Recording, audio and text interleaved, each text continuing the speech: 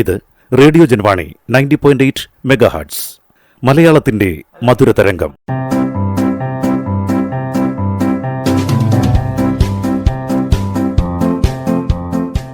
ഇപ്പോൾ വാരാന്ത്യ ലോക വൃത്താന്തം കേൾക്കാം. പ്രൊഫസർ ജെ ജേക്കബ് അവതരിപ്പിക്കുന്നു. വാരാന്ത്യ ലോക വൃത്താന്തം.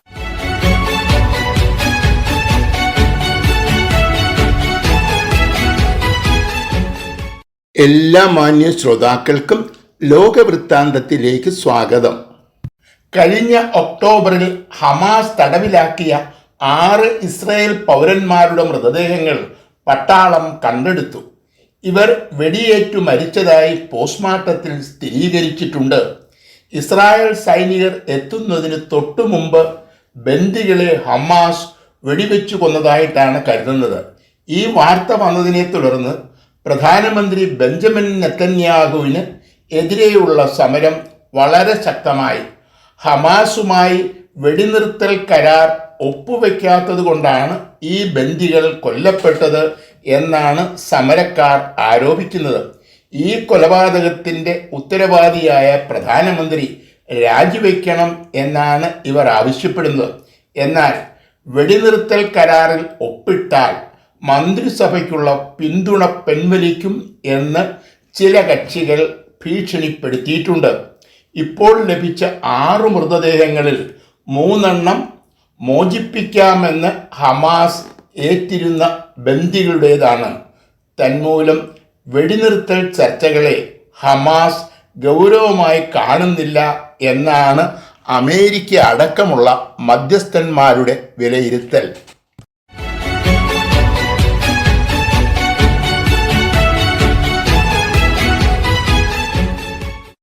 കഴിഞ്ഞ വെള്ളിയാഴ്ച ഒരു ആക്രമിയുടെ കുത്തേറ്റ് 3 പേർ മരിച്ചു. ഇവരിൽ ഒരാളിന് 67 മറ്റു 2 പേർക്ക് 56 വയസ്സും പ്രായമുണ്ട്. ജർമ്മനിയിലെ സോളിഞ്ചൻ നഗരം സ്ഥാപിച്ചതിൻ്റെ 600-ാം വാർഷികാഘോഷങ്ങൾക്കിടയിലാണ് ആക്രമണം ഉണ്ടായത്. ISIS ഇതിൻ്റെ ഉത്തരവാദിത്വം ഏറ്റെടുത്തിട്ടുണ്ട്. എന്നാൽ ഇവർ ഒരു തെളിവും ഹാജരാക്കിയിട്ടില്ല. അതുകൊണ്ട് അന്വേഷണ സംഘം ഇവരെ പൂർണ്ണമായും വിശ്വസിച്ചിട്ടില്ല. ആര് ചെയ്തു എന്നതിലുപരി എങ്ങനെ ഈ കുറ്റകൃത്യം നടത്തി എന്ന് കണ്ടെത്താനാണ് പോലീസിൻ്റെ ശ്രമം. ഞാനാണ് നിങ്ങൾ തിരയുന്ന പ്രതി എന്നു പറഞ്ഞ് ഒരാൾ പോലീസിൻ്റെ മുൻപിൽ കീഴടങ്ങി. ഇയാൾ സിറിയൻ പൗരനാണെന്നും ഇയാൾക്ക് ISISുമായി ബന്ധമുണ്ടെന്നും പോലീസ് കണ്ടെത്തിയിട്ടുണ്ട്.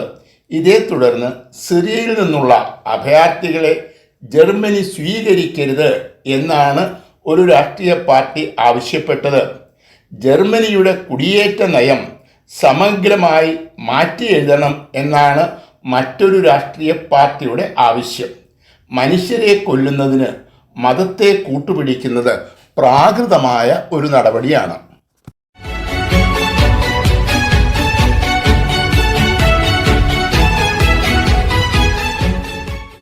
ജൂലൈ 28-നാണ് തെക്കേ അമേരിക്കൻ രാജ്യമായ വെനിസ്വേലയിൽ പ്രസിഡന്റ് തിരഞ്ഞെടുപ്പ് നടന്നത്. ഇപ്പോഴത്തെ പ്രസിഡന്റ് മദുറോ വിജയിച്ചതായിട്ടാണ് അദ്ദേഹം അവകാശപ്പെടുന്നത്. എന്നാൽ പ്രതിപക്ഷം ഈ വാദം അംഗീകരിക്കുന്നില്ല. തിരഞ്ഞെടുപ്പ് കമ്മീഷൻ വെബ്സൈറ്റിൽ പ്രസിദ്ധീകരിച്ച ബൂത്ത് തല വോട്ടുകളുടെ എണ്ണമനുസരിച്ച് പ്രതിപക്ഷത്തിനാണ് വിജയം. പ്രതിപക്ഷത്തിൻ്റെ സ്ഥാനാർത്ഥി ഗൊൺസാൽവസിന് മദുറോയേക്കാൾ വോട്ടുകൾ ലഭിച്ചു എന്നാണ് കണക്കുകൾ കാണിക്കുന്നത്. തന്മൂലം താനാണ് തിരഞ്ഞെടുപ്പിൽ വിജയിച്ചത് എന്നാണ് ഗൊൺസാൽവസ് അവകാശപ്പെടുന്നത്. എന്നാൽ ഇദ്ദേഹത്തെ അറസ്റ്റ് ചെയ്യാൻ കഴിഞ്ഞ ദിവസം മദുറോ ഉത്തരവ് നൽകി. കഴിഞ്ഞ ഒരു പതിറ്റാണ്ടായി ഒരു ഏകാധിപതിയെപ്പോലെ വെനിസ്വേല ഭരിക്കുന്ന പ്രസിഡന്റാണ് നിക്കോളാസ് മദുറോ. തിരഞ്ഞെടുപ്പ് ഫലം എന്തുതന്നെ ആയാലും അദ്ദേഹം അധികാരം ഒഴിയില്ല എന്നാണ് പൊതുവെ വിലയിരുത്തപ്പെടുന്നത്.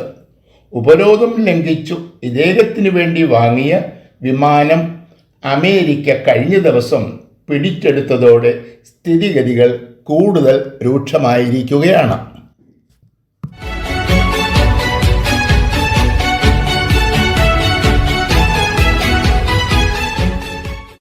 ഇറാനിലെ ഓസ്ട്രേലിയൻ എംബസി ഉദ്യോഗസ്ഥന്മാരുടെ പെരുമാറ്റത്തിൽ ഇറാനിലെ ഭരണകൂടം അതൃപ്തി രേഖപ്പെടുത്തി.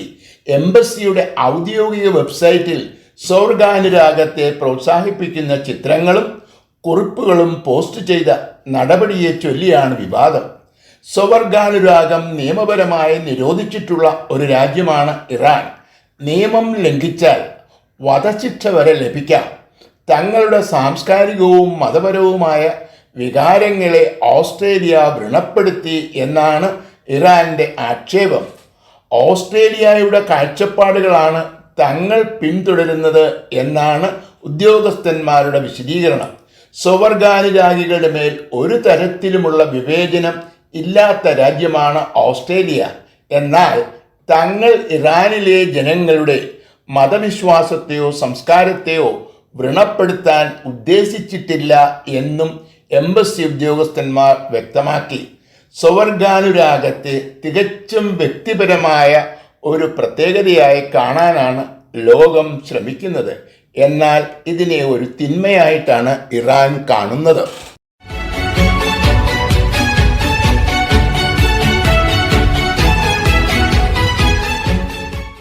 അമേരിക്കയിലെ പ്രസിഡന്റ് തിരഞ്ഞെടുപ്പ് പ്രചരണങ്ങളെ തങ്ങൾക്കനുകൂലമായി തിരിച്ചുവിടാൻ റഷ്യ ശ്രമിക്കുന്നു എന്നാണ് അമേരിക്ക ആരോപിക്കുന്നത്. RT എന്നറിയപ്പെടുന്ന അന്താരാഷ്ട്ര ടെലിവിഷൻ ശൃംഖല ഒരു അമേരിക്കൻ കമ്പനിക്ക് $10,00,000 നൽകിയതിനെ തുടർന്നാണ് ഈ ആരോപണം. റഷ്യയുടെ നിയന്ത്രണത്തിൽ റഷ്യയുടെ സാമ്പത്തിക സഹായത്തോടെ പ്രവർത്തിക്കുന്ന ഒരു സ്ഥാപനമാണ് RT. ഈ സ്ഥാപനത്തിൽ നിന്നും സാമ്പത്തിക സഹായം സ്വീകരിച്ച അമേരിക്കൻ കമ്പനി പ്രസിഡന്റ് തിരഞ്ഞെടുപ്പിൽ നിർണായക സ്വാധീനമുള്ള ഒരു സ്ഥാപനമാണ്. പല നേതാക്കന്മാർക്കും പ്രസംഗം തയ്യാറാക്കി കൊടുക്കുന്നത് ഈ സ്ഥാപനമാണ്. ഇത്തരം പ്രസംഗങ്ങളിൽ തങ്ങൾക്കനുകൂലമായ ആശയങ്ങൾ കൂടി ഉൾപ്പെടുത്താൻ റഷ്യ ആവശ്യപ്പെട്ടു എന്നാണ് ആരോപണം. ഏതെങ്കിലും ഒരു സ്ഥാനാർത്ഥിയെ ജയിപ്പിക്കാനോ തോൽപ്പിക്കാനോ അല്ല റഷ്യ ശ്രമിക്കുന്നത്. അമേരിക്കയിലെ വോട്ടർമാരെ തങ്ങൾക്കനുകൂലമായി ചിന്തിപ്പിക്കാനാണ് റഷ്യയുടെ നീക്കം. RT ഇതൊക്കെ നിഷേധിച്ചിട്ടുണ്ട്.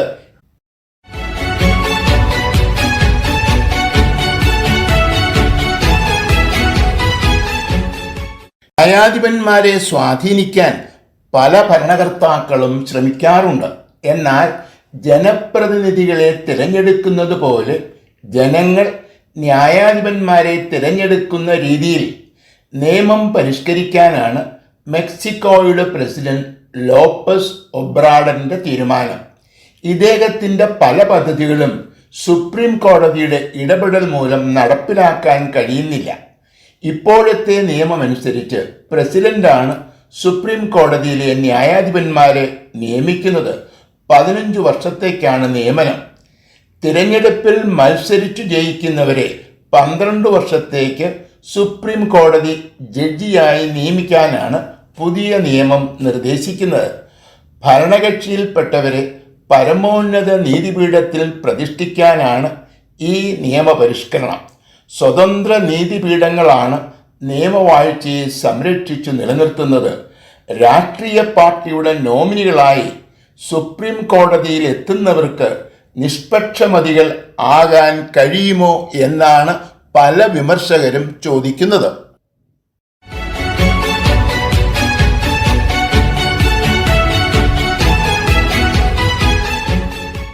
അമേരിക്കയിലെ ഒരു സ്കൂളിൽ ബുധനാഴ്ച വെടിവയ്പുണ്ടായി. 14 വയസ്സുള്ള ഒരു വിദ്യാർത്ഥിയുടെ വെടിയേറ്റ് 2 വിദ്യാർത്ഥികളും 2 അധ്യാപകരും കൊല്ലപ്പെട്ടു. 11 പേർക്ക് ഗുരുതരമായി പരിക്കുപറ്റി. 5 സ്കൂളുകളിൽ വെടിവയ്പുണ്ടാകും എന്നൊരു മുന്നറിയിപ്പ് തലേന്ന് ലഭിച്ചിരുന്നതാണ്. ഈ മുന്നറിയിപ്പ് ആരാണ് നൽകിയത് എന്ന് കണ്ടുപിടിക്കാനാണ് പോലീസ് ഇപ്പോൾ ശ്രമിക്കുന്നത്. കൊല്ലപ്പെട്ടവരോട് കൊലയാളിക്ക് എന്തെങ്കിലും വിരോധമുണ്ടായിരുന്നുവോ എന്നും പോലീസ് പരിശോധിക്കുന്നുണ്ട്. അമേരിക്കയുടെ സ്കൂളുകൾ നിത്യവും കൊലക്കളങ്ങളായി മാറുന്നു. ഒരു വെടിവയ്പ്പെങ്കിലും ഉണ്ടാകാതെ ഒരു ദിവസവും കടന്നു പോകുന്നില്ല. വെടിവയ്പുണ്ടായ സ്കൂളുകളിൽ വിദ്യാഭ്യാസം തുടരാൻ പല വിദ്യാർത്ഥികൾക്കും ഭയമാണ്. പലപ്പോഴും മാതാപിതാക്കളുടെ തോക്കുകളാണ് ഈ ബാലകുറ്റവാളികൾ ഉപയോഗിക്കുന്നത്. തോക്കുകളുടെ ലഭ്യതയാണ് ഇത്തരം വെടിവയ്പ്പുകളുടെ ഒരു പ്രധാന കാരണം. വ്യവസായികളുടെ എതിർപ്പ് മൂലം തോക്കിൻ്റെ വിൽപ്പന നിയന്ത്രിക്കാനുള്ള സർക്കാരിൻ്റെ ശ്രമങ്ങൾ എപ്പോഴും പരാജയപ്പെടുന്നു.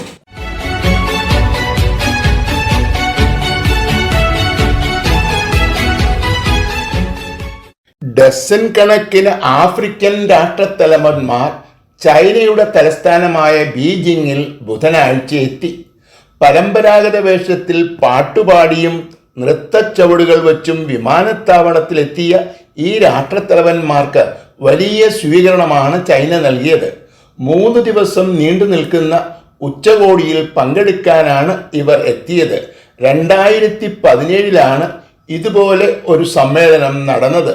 ആഫ്രിക്കയിൽ തങ്ങളുടെ സ്വാധീനം വർദ്ധിപ്പിക്കുന്നതിൻ്റെ ഭാഗമായി പല ആഫ്രിക്കൻ രാജ്യങ്ങൾക്കും ചൈന വൻതോതിൽ വായ്പകൾ നൽകിയിട്ടുണ്ട്.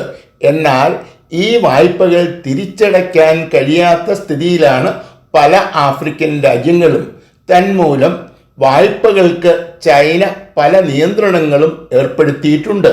യൂറോപ്പും അമേരിക്കയും ചൈനീസ് ഉൽപ്പന്നങ്ങൾക്ക് വൻതോതിൽ നികുതി വർദ്ധിച്ചിട്ടുണ്ട്. തന്മൂലം ആഫ്രിക്കയെ ഒപ്പം നിർത്താനും ആഫ്രിക്കയിലേക്കുള്ള കയറ്റുമതി വർദ്ധിപ്പിക്കാനുമാണ് ചൈനയുടെ നീക്കം. ആഫ്രിക്കയിൽ ചൈനയുടെ സ്വാധീനം വർദ്ധിക്കുന്നതിനെ ആശങ്കയോടെയാണ് അമേരിക്കയും സഖ്യകക്ഷികളും കാണുന്നത്.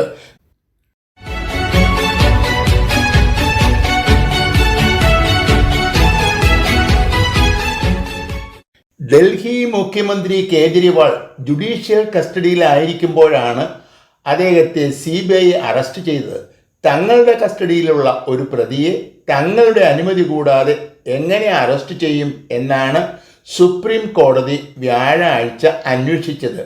സുപ്രീം കോടതി ജാമ്യം നൽകിയ പ്രതി ജയിലിൽ നിന്നും പുറത്തു വരുന്നത് തടയാനായിരുന്നു ഈ നടപടി എന്ന് സാമാന്യ ബോധമുള്ള ആർക്കും മനസ്സിലാകും. എന്നാൽ കോടതിയുടെ പരാമർശം വന്നതോടെ CBIയുടെ ലക്ഷ്യം എന്തായിരുന്നു എന്ന് കൂടുതൽ വ്യക്തമായിരിക്കുകയാണ്. ഈ കേസിൻ്റെ വാദത്തിനിടയിൽ പ്രതിയുടെ അഭിഭാഷകൻ ചൂണ്ടിക്കാട്ടിയതുപോലെ പ്രതി ഡൽഹിയുടെ മുഖ്യമന്ത്രിയാണ്. ഭരണഘടനാ പദവി വഹിക്കുന്ന ഇദ്ദേഹത്തെ ഒരു സ്ഥിരം കുറ്റവാളിയെപ്പോലെ കാണരുത്. ഈ കേസിൽ കേജ്രിവാൾ കുറ്റവാളിയാണോ എന്ന് തീരുമാനിക്കേണ്ടത് നീതിപീഠമാണ്. കുറ്റപത്രം പോലും സമർപ്പിക്കുന്നതിന് മുമ്പ് ഒരാളെ കുറ്റവാളിയെപ്പോലെ കാണുന്നതും പ്രതിക്ക് അവകാശപ്പെട്ട ജാമ്യം നിഷേധിക്കുന്നതും സാമാന്യ നീതിയുടെ ലംഘനമാണ്. കുറ്റവാളിയാണെന്ന് കോടതി കണ്ടെത്തുന്നതുവരെ പ്രതികൾ കുറ്റാരോപിതർ മാത്രമാണ്, കുറ്റവാളികളല്ല.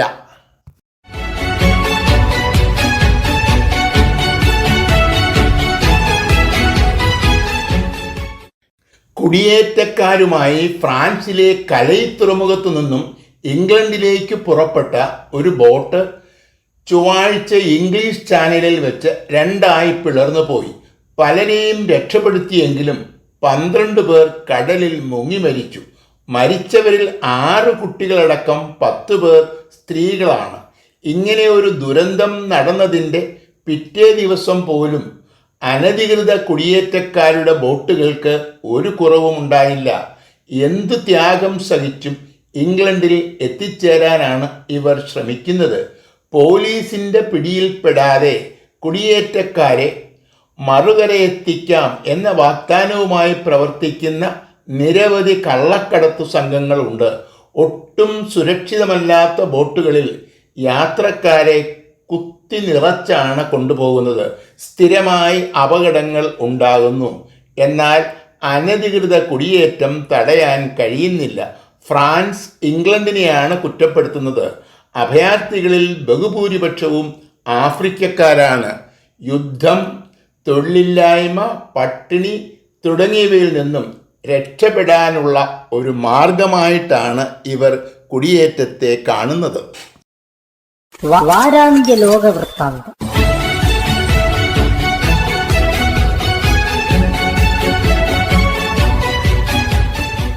തയ്യാറാക്കി അവതരിപ്പിച്ചത് പ്രൊഫസർ ജെ ജേക്കബ്.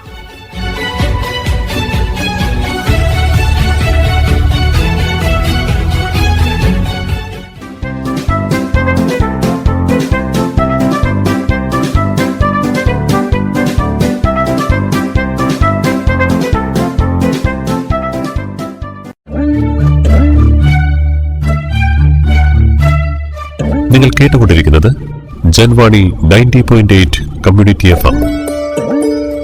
അറിയേണ്ടതും കേൾക്കേണ്ടതും മാത്രം.